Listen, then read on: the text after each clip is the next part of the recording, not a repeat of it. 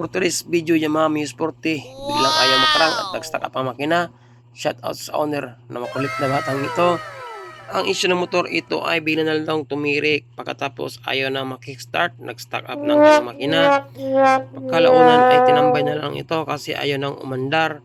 So ngayon guys, pina-home service nila ang kanyang motor at ngayon binaklas natin siya. Una kong ginawa is binaklas ang kanyang panggilid kasi sabi nila is nandyan daw ang ingay. Ngayon, goods naman ang kanyang panggilid. Upon checking, walang oil na lumalabas sa kanyang makina. Doon napag-alaman ko guys, na possible ang problema ng kanyang motor ay nasa block. Kaya nagkaroon ng biglang pag-stack up ang kanyang motor. Ibig sabihin, nagkaroon ng overheating sa kanyang makina.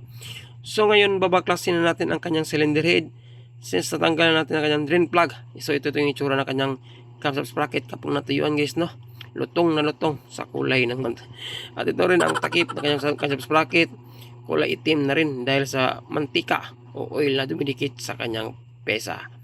So tanggalin natin 4 na high nut ng kanyang cylinder head para dito na natin makonfirm ang ating hinala na ito ay nagkaroon ng overheating sa kanyang cylinder block. So ang nangyari sa kanyang motor guys, no, ay kaunting lagitik. Habang tumatagal, ang ginagamit nila kanilang motor ay palakas daw ng palakas ang lagitik at parang may tunog na ang kanilang makina. Kalaunan sa pilit na paggamit ng kanilang makina na mayroong ingay ay bigla na lang daw tumirik ang kanilang motor sa daanan at yun nga ayaw ng makickstart. Ngayon nagkaroon na sila ng budget para ipasuri ang motor kung ano ang problema meron siya. So ngayon nakita natin na walang oil na kahit kaunti, kahit isang kutsara na lumalabas sa kanyang makina. Ibig sabihin, tigang na tigang talaga o tuyo na tuyo ang oil sa loob ng kanyang makina. So tanggalin natin ang kanyang head. Check na natin ang sitwasyon ng kanyang combustion chamber. So yun guys, no. Ito na nga. Napakaganda pa naman ang sunog ng kanyang combustion chamber, no? Kulay brown. Pati na rin ang kanyang piston guys, no. Na-check na rin natin na maganda rin ang sunog ng kanyang piston. So ngayon guys, ang next natin gawin is tanggalin natin ang kanyang block. Kasi ito yung pinaka main part talaga kung bakit biglang tumirik ang kanyang motor. So possible nagkaroon ito ng loss of compression dahil sa overheating na nangyari sa kanyang cylinder block. Dapat guys, advice ko sa inyo, no, kahit mga isang buwan o mga 45 days o 35 days, magpalit na kayo ng oil, lalo na ang motor nyo ay ginamit nyo araw-araw. So yun, meron ko nakita malaking kayod. So yun, yan pa lang guys, resulta na yan ng grabing init sa loob ng ating makina. Yun, no, parang may bakal na dumikit sa ating piston at kinayod ng malalim ang ating liner. So dito rin, may kayod rin sa harap. Magkabilaan ang kayod ng kanyang block guys. Resulta nito na walang oil na lubricate sa ating liner. O baka may metal na sumabit dyan sa ating piston. O yung piston mismo ang kumayod sa liner na iyan. Dahil wala ng oil na lubricate sa ating piston skirt. Yun, no, ang laki ng kayod. At meron tayong nakitang parang maitim na malaki sa dulo ng ating cylinder block. So i-check natin yan mamaya.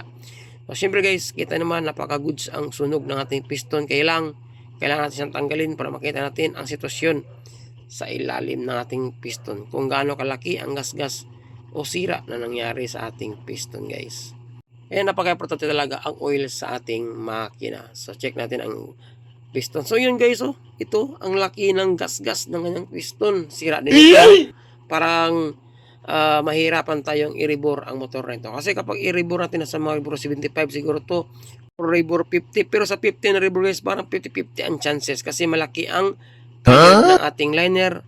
Kaya mahirapan ang masinis dyan para makuha o maalis yung kayod sa ating cylinder block. So, pinaka-the-best gawin guys, since nakita natin na malaki ang problema ng ating liner, is subject for replace na lang po ng bagong cylinder block. Kahit mga class A lang. Since itong motor na to ay service unit lang naman. So check din natin ang side plate ng ating connecting rod. Kita naman medyo goods naman ang kanyang connecting rod guys. So ito lang talaga ang nangyayari o napuruhan. Yung piston, grabing sunog, oh. Grabe. Tuyo na tuyo talaga sa langis. Kahit kaunting lubrication wala talaga guys, oh. Yan ang magiging resulta kapag napabayaan nyo ang inyong motor sa pagpapalit ng oil sa inyong makina. So check natin yung block na sinabi ko malaking kayod. Ayun, klarong-klaro guys. Ito, pruweba ito na mahirapan tayo na i-rebore na ang kanyang motor. Parang kinayod na talaga ang kanyang liner.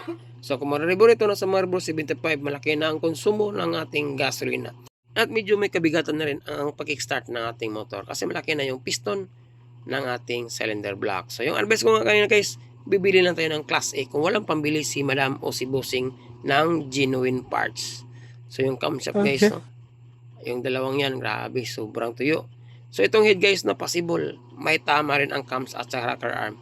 Mamaya makonfirm natin yan atin nala once na matanggal natin. So home service muna tayo guys, na wala tayo sa ating shop para matrabaho ang kanyang motor. So itong head nito, possible guys, may tama talaga to kasi kung walang oil na nag-lubricate sa ating cams at rocker arm, maaaring yung suspecha natin na malakas ang ingay o lagitik na sinabi ni Bossing ay nanggagaling sa ating cylinder head.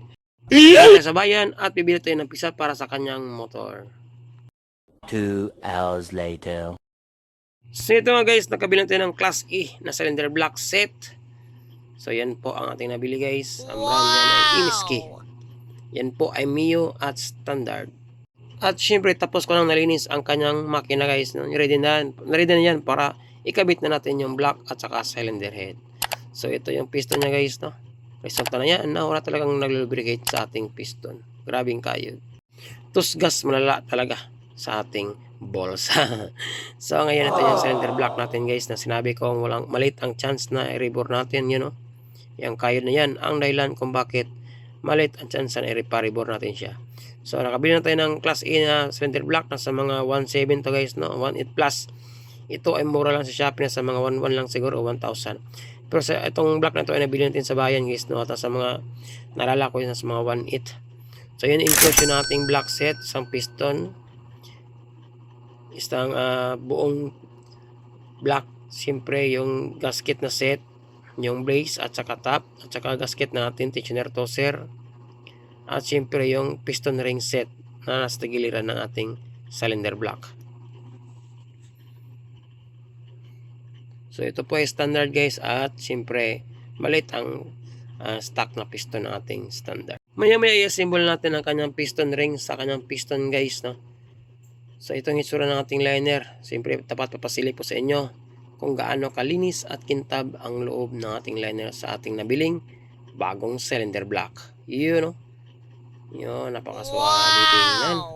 So kapag alaga sa oil ang ating cylinder block guys, asahan nyo pag mabaklas natin ulit yan, napakakintab pa rin ang ating cylinder block. At syempre natanggal na natin ang ating cams at rocker arm.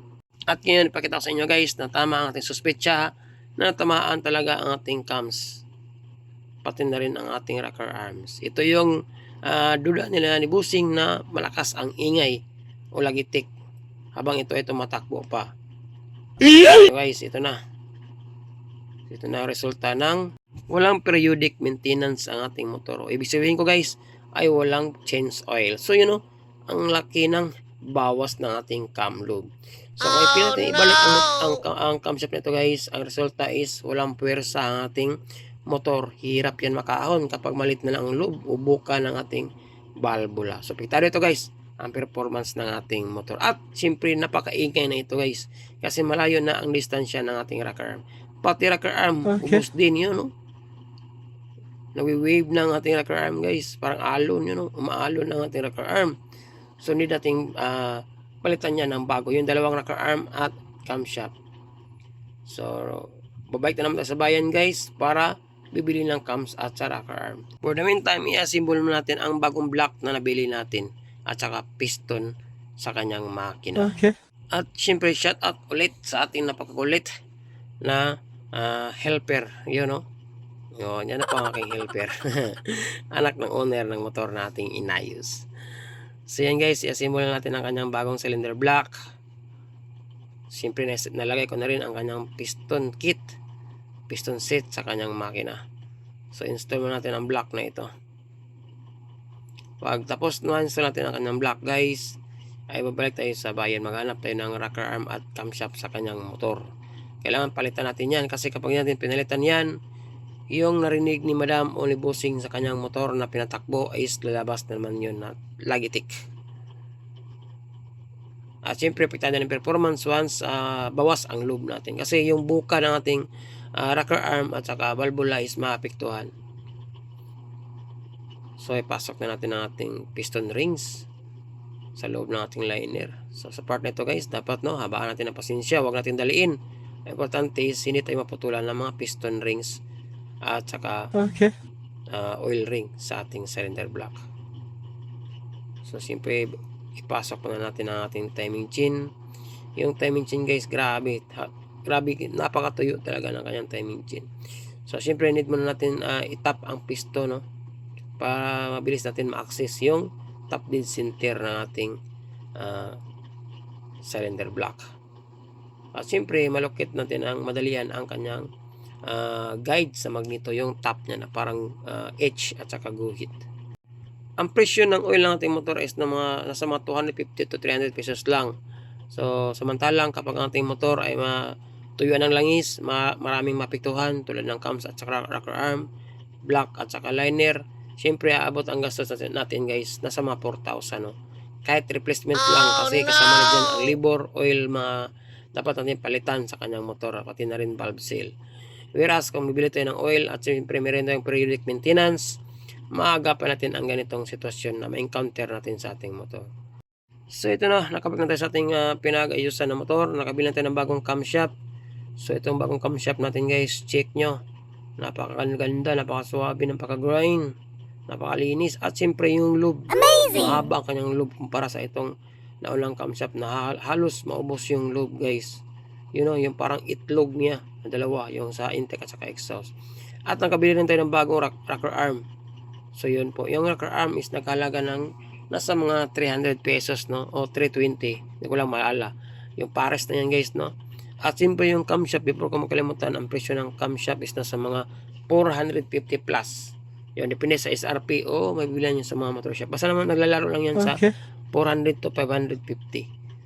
So ikabit na natin ito guys. Siyempre kailangan mabalik natin sa kanyang head, kasi ito na lang kulang para mapaandar natin ang kanyang motor at marinig na natin ang resulta ng ating pag-assemble sa kanyang makina. So ibalik natin ang kanyang panggilid guys. Lubat ang kanyang battery at kailangan natin i-kickstart. So yun, iuna natin ang kanyang susi at pandarin natin ang kanyang motor. Let's go!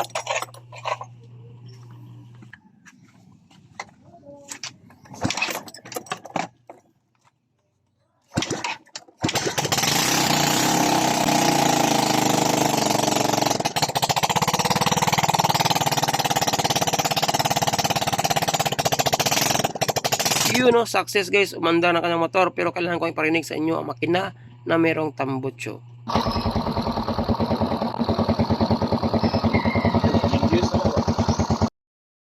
So yun nga guys, no, balik original o balik brand nyo na ang tunog ng kanyang makina.